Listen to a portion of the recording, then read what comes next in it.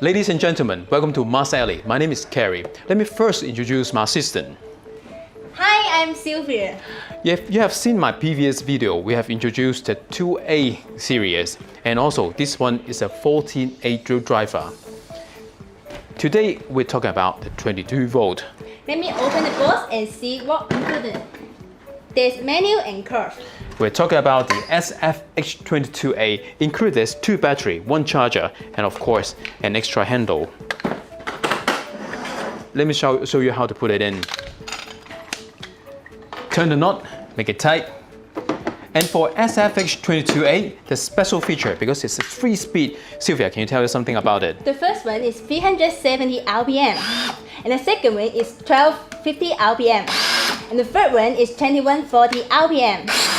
RPM stands for rotation per minute. Another very important element, which is the torque, is 50 to 84 Nm. This is a 3-jaw chuck made with metal, very solid. Of course, we can use it for screw. For drilling, we can use up to 13 millimeters for wood and metal. For bricks, we can use up to 14 millimeters. One more element. For bricks, the impact is for 39,000 impacts per minute. For bigger holes like this, it can go up to 125 millimeters. And for self-drilling screws like this, it's up to 4.8 millimeters. Let's check the weight. Okay, let me first put in this. And there's another feature I want to talk about. See, this is a self-locking mechanism. Prevent drills or any drill bits from falling. Just lock it and it won't fall. Let's see. Okay, I hold it. How much it weighs.